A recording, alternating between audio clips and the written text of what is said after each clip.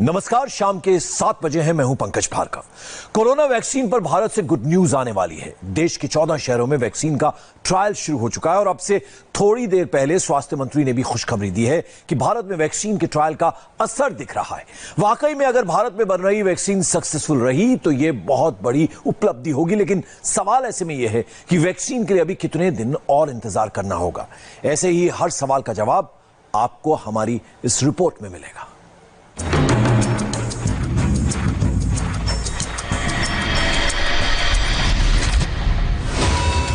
आज देश के स्वास्थ्य मंत्री ने कोरोना वैक्सीन को लेकर बहुत बड़ी खुशखबरी दी और इस खुशखबरी से कोरोना के खिलाफ जंग में जीत की उम्मीद जाग गई। स्वास्थ्य मंत्री डॉक्टर हर्षवर्धन ने लिखा, स्वदेशी कोरोना वैक्सीन का ह्यूमन ट्रायल शुरू। कोरोना के खिलाफ जंग अब निर्णायक दौर में है। पिछले कई महीनों से कोरोना वैक्सीन के विकास के लिए जारी प्रयास के सकारात्मक संकेत मिलने लगे हैं। हम जल्द ही इस महामारी पर पूरी तरह जीत प्राप्त कर लेंगे।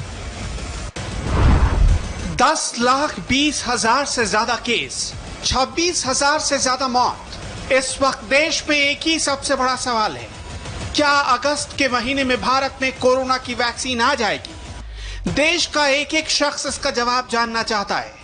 14 शहर, 1,500 लोग। इंडिया में कोरोना से जंग में अहम युद्ध शुरू हो चुका है। भारत बायोटेक के जरिए तैयार कोवा वैक्सीन का पहला डोज कई शहरों में वॉलंटियर्स को दे दिए गए। पटना के एम्स में 14 लोगों को वैक्सीन का पहला डोज दे दिया गया। रोहतक के पीजीआई में 3 लोगों को वैक्सीन का पहला डोज मिल गया।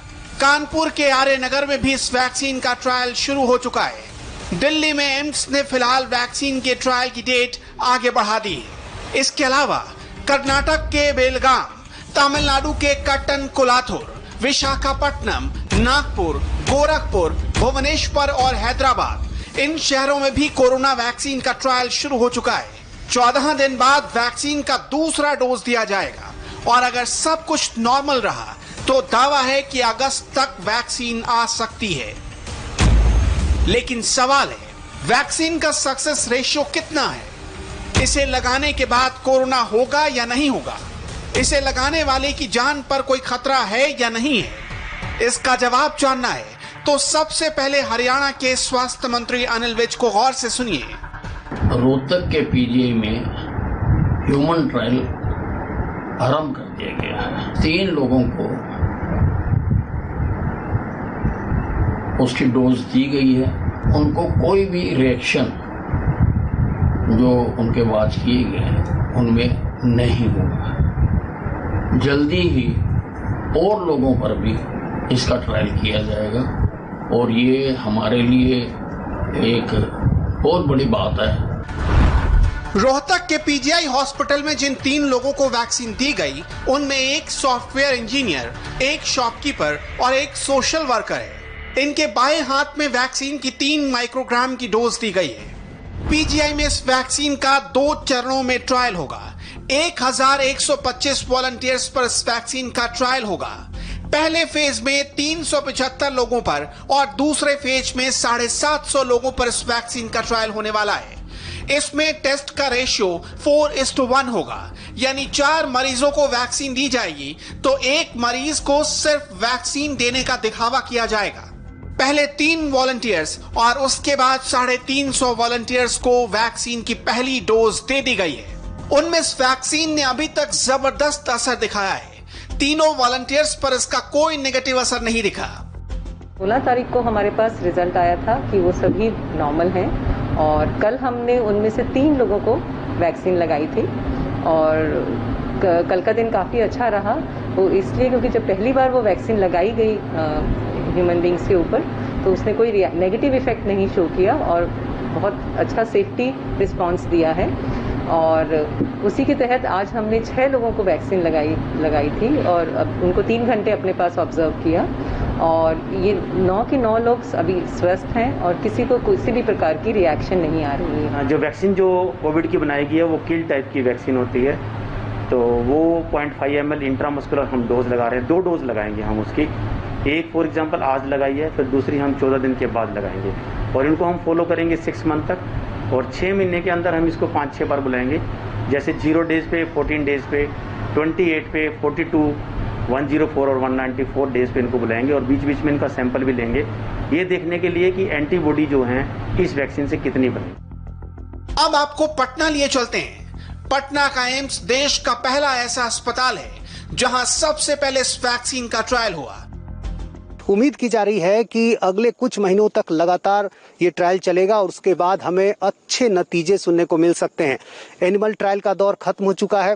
शुरुआती जो नतीजे हैं वो काफ़ी उत्साह बढ़ाने वाले हैं और डॉक्टरों को उम्मीद है कि क्लिनिकल ट्रायल का काम बहुत तेज़ी से चलेगा। हालांकि इसमें वक्त लगता है, लेकिन जितनी तेज़ी से इस पर काम हो रहा है, उम्मीद की जा रही है कि अगले कुछ महीनों में भारत कोरोना वैक्सीन तैयार करने में कामयाब हो सकता है।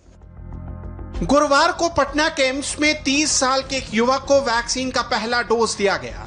उसे 0.5 ml का डोज देने के बाद 4 घंटे तक ऑब्जर्वेशन में रखा गया। 7 दिन बाद असर जानने के लिए उसे दोबारा बुलाया गया है। ट्रायल के लिए 10 लोगों को चुना गया है। शुक्रवार को 6 और लोगों पर इस वैक्सीन का ट्रायल हुआ। ट्रायल के लिए 10 लोगों को चुना गया है जिनकी उम्र 18 से 50 साल के बीच है। 5 एक्सपर्ट्स की टीम बनाई गई है जो वॉलंटियर्स की सेहत की निगरानी कर रही है। इसमें बेसिकली 2 फेज हैं। फर्स्ट फेज जो पहले जो होता है प्री क्लिनिकल स्टडी हो रखी है, इसमें ये पाया गया है कि गुनीपिग और उसमें माइस में स्टडी हो रखी है, वहाँ पे इसकी सेफ्टी आइडेंटिफाई हो चुकी है, इसलिए अब ह्यूमन ट्रायल में हम लोग जाएंगे। तो यूजुअली ट्रायल में क्या होता है कि फर्स्ट फेज होता है, फर्स्ट फेज खत्म होने के बाद हम एनालाइज करते हैं, फिर सेकंड फेज में जाते हैं। बट इस समय पेंडेमिक की सिचुएशन है तो फर्स्ट फेज और सेकंड फेज हम लोग कंटिन्यूसली करेंगे। तो ये जो ट्रायल होगा कहाँ होगा? पटना एम्स किस तरह से करेगा, किन मरीजों पे करेगा, किस तरह से करेगा? एक्चुअली ये वैक्सीन ट्रायल है तो पेशेंट पे नहीं होगा, जो हेल्दी पर्सनल है उनको और वो विलिंग है इसमें पार्टिसिपेट करने के लिए ट्रायल में, उन्हीं को हम वैक्सीन देंगे और वैक्सीन देके हम उसकी सेफ्टी और इफिकेसी स्टडी करेंगे। अच्छा, इसमें कोई संख्या भी होगी कि पहले चरण में आप इतने लोगों का करेंगे, दूसरे चरण में करेंगे, तो कितने लोगों का करेंगे, फिर उनका सिलेक्शन कैसे होगा? क्या आम लोग इसके लिए सामने आ रहे हैं? इसका सिलेक्शन रैंडम सिलेक्शन होता है, वो सारी प्रोसेस है, वो तो डिटेल्स क्लिनिकल ट्रायल की प्रोसेस होती है जो उसको फॉलो किया जाएगा। जो उसके लिए ICMR की गाइडलाइन जो है, CDSCO की जो गाइडलाइन है उसको फॉलो करके ही वो ट्रायल होगा। दिल्ली के एम्स में भी ट्रायल शुरू होने वाला था लेकिन फिलहाल टाल दिया गया। एम्स में एक बैठक हुई जिसमें ट्रायल शुरू करने को लेकर सहमति नहीं बन सकी। इस बैठक में ट्रायल को लेकर कुछ सवाल उठाए गए। जल्द ही एम्स मैनेजमेंट ट्रायल की अगली तारीख का ऐलान कर सकता है। पर सबसे बड़ा सवाल यही है कि इस वैक्सीन के अगस्त महीने में आने की कितनी संभावना है। वैक्सीन का ट्रायल 2 चरणों में होगा। पहले और दूसरे चरण को पूरा करने में 90 दिनों का वक्त लग सकता है। पहले ह्यूमन ट्रायल के पूरा होने में 1 महीने का वक्त लगेगा। फिर ट्रायल के नतीजों को ड्रग कंट्रोलर ऑफ इंडिया के पास भेजा जाएगा। इसके बाद दूसरे चरण के लिए परमिशन मिलेगी। यानी इस पूरे ट्रायल की प्रक्रिया में कम से कम 90 दिनों का वक्त लगना है। पटना, रोहतक और देश के बाकी हिस्सों में वैक्सीन ट्रायल के नतीजों का इनिशियल रिजल्ट आज स्वास्थ्य मंत्री ने सुना दिया। अपने ट्वीट में डॉक्टर हर्षवर्धन ने बताया कि कोवावैक्सीन के ह्यूमन ट्रायल का कोई साइड इफेक्ट नहीं दिखा है। 14 रिसर्च इंस्टीट्यूट में ट्रायल चल रहा है और हर डेटा पर ICMR की भी नजर है। कहां कहां ट्रायल हो रहा है और ये ट्रायल किस स्टेज में है, अब इसे समझिए। हैदराबाद के निजाम इंस्टीट्यूट ऑफ मेडिकल साइंस में 2 वॉलंटियर्स को ट्रायल के लिए फाइनल कर लिया गया है। अप्रूवल का इंतजार हो रहा है। यहाँ 22 वॉलंटियर्स पर ट्रायल होना है। भुवनेश्वर के कलिंगा मेडिकल में वैक्सीन का ट्रायल शुरू होने वाला है। बेलगाम के जीवन रेखा हॉस्पिटल, नागपुर के गिल्लू रकम हॉस्पिटल, विशाखापट्टनम के किंग जॉर्ज हॉस्पिटल में ट्रायल की तैयारी पूरी हो चुकी है। अप्रूवल का इंतजार है। में वैक्सीन लगानी थी तो उसमें से 3 जगहों पे ये शुरू हो चुका है। एम्स पटना, निम्स हैदराबाद और PGIMS रोहतक, और एम्स दिल्ली में अभी शुरू होना है। तो उनमें से लगभग 25 लोगों को वैक्सीन लग चुकी है। देश की 7 फार्मा कंपनियां इस वक्त वैक्सीन पर काम कर रही हैं, जिनमें भारत बायोटेक की वैक्सीन को ड्रग कंट्रोलर ऑफ इंडिया की तरफ से इंसानों पर पहले और दूसरे ट्रायल का अप्रूवल मिला हुआ है। अभी तक के नतीजे बता रहे हैं कि जल्द ही हिंदुस्तान कोरोना पर फतह हासिल करने वाला है। देश में वैक्सीन के कामयाब होने के लिए अब दुआएं भी की जाने लगी हैं। इस वक्त देश में कोरोना का नया एपिसेंटर बन रहा है बिहार। बिहार में पिछले 5 दिनों में 8000 से ज्यादा केस दर्ज किए गए हैं। दिल्ली से डॉक्टरों की टीम बिहार भेज दी गई है। कोरोना को कंट्रोल करने के लिए दिल्ली से एक स्पेशल टीम अहमदाबाद भी भेजी गई है। वैक्सीन की खुशखबरी का इंतजार पूरा देश कर रहा है, लेकिन कोरोना के बढ़ते मामले टेंशन में डालने वाले। पिछले 24 घंटे में सारे रिकॉर्ड टूट चुके हैं। मौत के आंकड़े भी नए रिकॉर्ड बना रहे हैं। 24 घंटे में देश में 34,884 कोरोना के केस सामने आए और 671 लोगों की जान चली गई। पिछले 3 दिन के आंकड़ों को देखिए तो हर दिन 30,000 से ज्यादा केस आ रहे हैं और 600 से ज्यादा लोगों की मौत हो रही है। देश में कोरोना के 10 लाख से ज्यादा केस हैं। इस बीमारी से टोटल डेथ का आंकड़ा 26,273 को पार कर चुका है। दुनिया भर में सबसे ज्यादा कोरोना के केस वाला भारत तीसरा देश है। भारत से आगे सिर्फ 2 देश यूएस और ब्राजील ही हैं। अब देश में कोरोना के सबसे बड़े हॉटस्पॉट मुंबई पर नजर डालिए। मुंबई का पी नॉर्थ वार्ड कोरोना संक्रमित दूसरा सबसे बड़ा वार्ड बन चुका है। यहां तकरीबन 10 लाख की आबादी रहती है। इस वार्ड में हाई राइज बिल्डिंग्स भी हैं और स्लम बस्तियां भी। 3000 से ज्यादा एक्टिव केस हैं, फिर भी लोग बेखौफ सड़कों पर घूम रहे हैं। आबादी है वो करीब 10 लाख से ज्यादा है। तो इतनी बड़ी आबादी में जितनी तेजी से ये संक्रमण फैल रहा है, उसकी वजह से बीएमसी तमाम तरह के एहतियात बरत रही है। देखिए ये कितनी हाई राइज इमारत है, लेकिन इस हाई राइज इमारत में भी कोरोना के मामले सामने आने के बाद इस इमारत को सील कर दिया गया है। बाहर बीएमसी ने जो है इस तरह के बोर्ड लगा दिए हैं। आपको दिखाना चाहूंगा, जो यहाँ की जो बस्ती है वहाँ की दुकानें तो बंद है, लेकिन जो लोग हैं वो बिना मास्क के, साथ ही में छोटे बच्चों को आप देखिए ये भी बस्तियों में रहने वाले ये जो बच्चे हैं वो भी बिना मास्क के घरों से बाहर निकल रहे। इसमें अभी फिलहाल ऑलमोस्ट 5,600 नंबर्स हैं, लेकिन उसमें से 3,000 लोग डिस्चार्ज भी हो चुके हैं। और अभी जो हम ट्रेंड देख रहे हैं उसमें पिछले 15-20 दिनों से जो स्लम में हमारी मेजर पॉपुलेशन रहती है वहाँ के नंबर्स बहुत कम हो रहे हैं। और पिछले 4-5 दिनों से तो 12-13 केस आ रही है स्लम से। लेकिन दूसरी वरिंग पॉइंट ये है कि बिल्डिंगों में केस बढ़ रहे हैं और वो नंबर्स बढ़ने के कारण थोड़ा हम चिंतित हैं। पी वार्ड से ज्यादातर बदतर हालत एचई वार्ड की है। एचई वार्ड में ही सीएम उद्धव ठाकरे का मातोश्री भी है। बड़ी बड़ी कंपनियों के दफ्तर हैं, लेकिन कोरोना को लेकर सावधानी ना के बराबर। तो मुंबई का एक इलाका ऐसा भी है जहां खुद बीएमसी के असिस्टेंट म्युनिसिपल कमिश्नर की मौत कोरोना से हुई है। ये है एचई वार्ड जिसका नजारा हम आपको दिखा रहे हैं। यहाँ पर खुद सीएम का भी घर मातोश्री जो है वो यहाँ पर मौजूद है।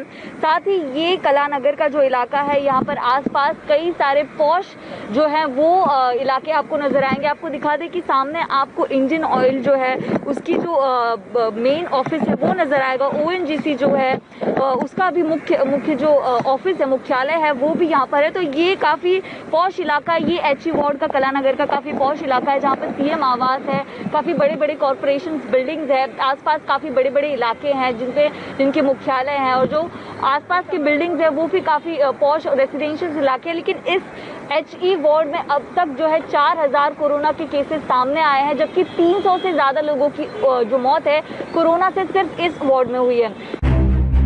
इस वार्ड में भी कई स्लम बस्तियां हैं। टीन के शेड में लोग रहते हैं। एक एक शेड में 8 से 10 लोग। सड़कों और घरों में गंदगी का अंबार है। इससे भी बड़ी लापरवाही बीएमसी की तरफ से बरती जा रही है। ये मुंबई का एचई वार्ड का खार का इलाका है, जहां पर लगातार कोरोना केसेस बढ़ते आ रहे हैं। एचई वार्ड की बात करूं तो 4000 से ज्यादा कोरोना के केसेस अब तक सामने आए हैं। और ये जो एचई वार्ड है इसमें खार, सेंटा क्रूज और बैंड्रा के कुछ इलाके शामिल है, कलानगर बीकेसी के इलाके शामिल है। यहाँ पर 300 से ज्यादा लोगों की मौत कोरोना से हो गई है। लेकिन ग्राउंड लेवल पर बात करें तो जिन एरियाज को कंटेनमेंट जोन घोषित करना चाहिए था, सिर्फ इस एरिया की बात करूं तो यहाँ पे तकरीबन 60 से ज्यादा केसेस सामने आए। लेकिन आप हालात देख सकते हैं कि बीएमसी द्वारा ना ही किसी घर को सील किया गया, ना ही एरिया को कंटेनमेंट जोन घोषित किया गया है। आपको कोई कर्मचारी नजर नहीं आएगा। लोग जो है खुलेआम यहाँ पर घूम रहे हैं। केस निकला था हाँ। तो बीएमसी वाले आए नहीं। हाँ। मेरे चाचा चाची की भी डेथ हुई कोरोना से यहीं पे, फिर भी बीएमसी वाले अभी तक पूछने नहीं आए। 2 महीने बाद मेरे को कॉल आया कि वो पेशेंट का क्या हुआ।